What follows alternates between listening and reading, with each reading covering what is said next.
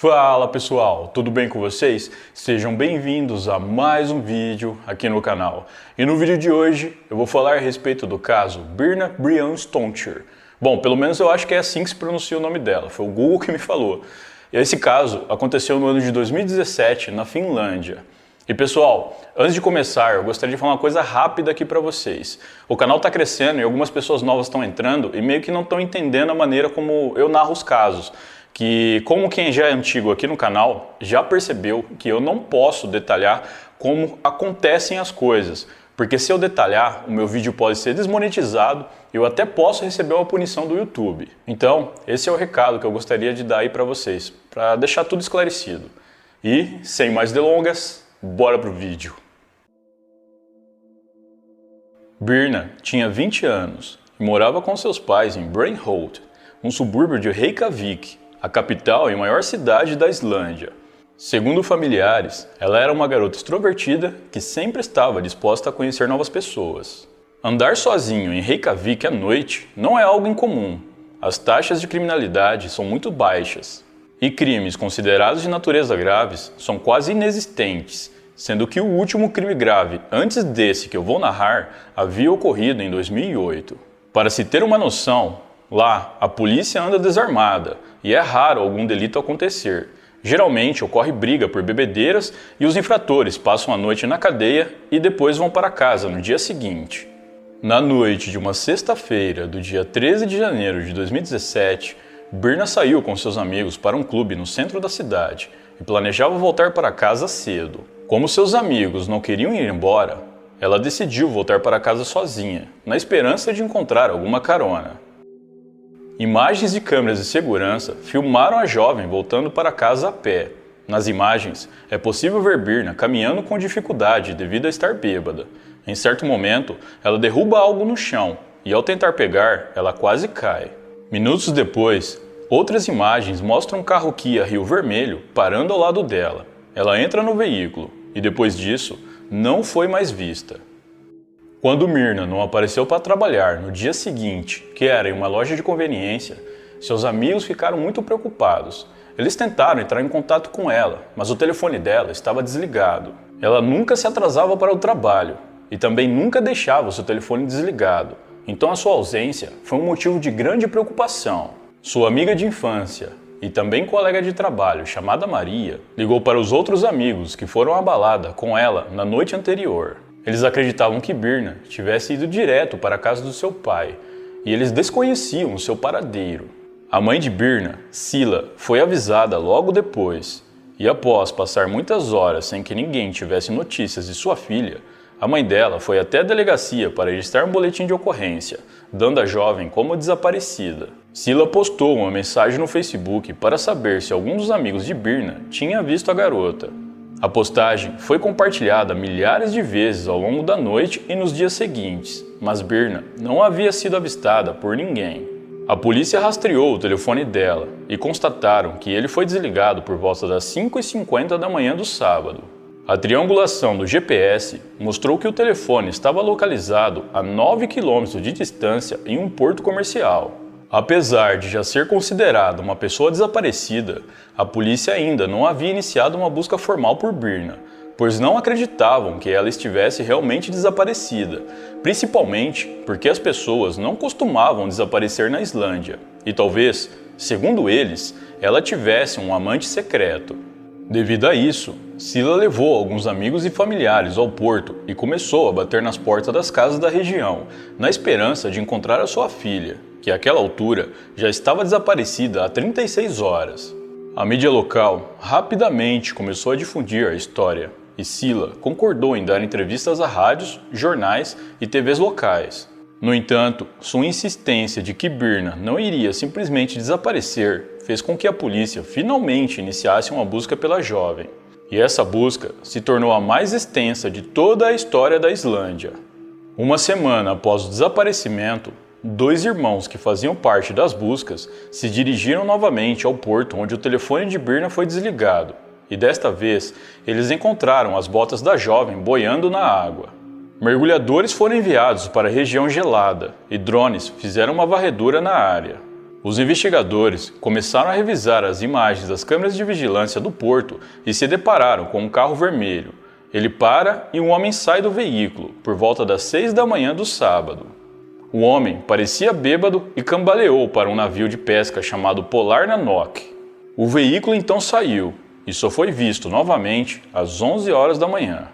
Os investigadores não conseguiram identificar a placa, mas essa gravação era muito mais clara e eles rapidamente rastrearam o veículo que havia sido alugado numa locadora local por um homem chamado Thomas Olsen, que trabalhava no navio Polar Nanook.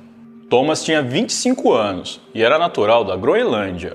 Naquela noite, Thomas e seu amigo Nikolai Olsen, que também fazia parte da tripulação, saíram para beber, pois o navio iria partir no dia seguinte. Pessoal, esses dois rapazes que eu mencionei possuem o mesmo sobrenome, mas até onde eu sei, eles não são parentes. A polícia tentou interrogar os dois, mas àquela altura, o navio Polar Nanook estava no meio do mar da Groenlândia. Os investigadores agora enfrentariam um pesadelo diplomático e começaram a planejar uma estratégia em comum para trazer os dois homens de volta ao solo da Islândia.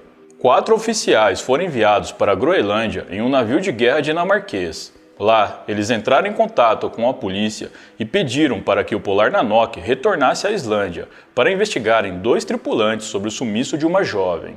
No entanto, esse plano quase não se concretizou, pois o capitão do Polar Nanook tinha outros planos. Ele mandou uma mensagem para os tripulantes em um grupo fechado no Facebook relatando o ocorrido e que os policiais queriam interrogar as pessoas que alugaram um carro que ia a Rio Vermelho. Preocupados, Thomas e Nikolai se apresentaram ao capitão do navio, dizendo que não fizeram nada e que não podiam perder o emprego ou serem presos. O capitão disse para eles não se preocuparem, mandou os dois tomarem alguns comprimidos para dormir e que ficassem calmos. Mas, pouco tempo depois, o capitão começou a ler mais sobre o caso na internet e decidiu entregar os seus 2 tripulantes à polícia. Ele virou e voltou o navio para a Islândia, dizendo à tripulação que o motor estava com defeito.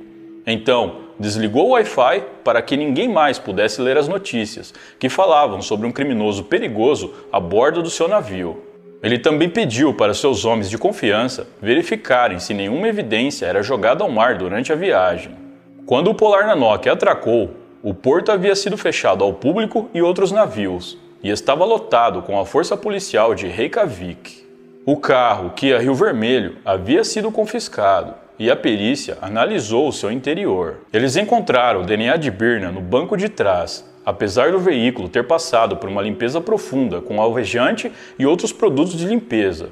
Por causa das evidências crescentes, os interrogatórios começaram imediatamente.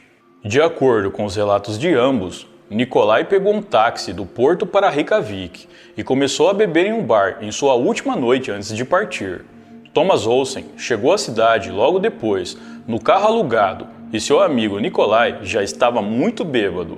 Nikolai era o homem cambaleante visto no porto que entrou no navio.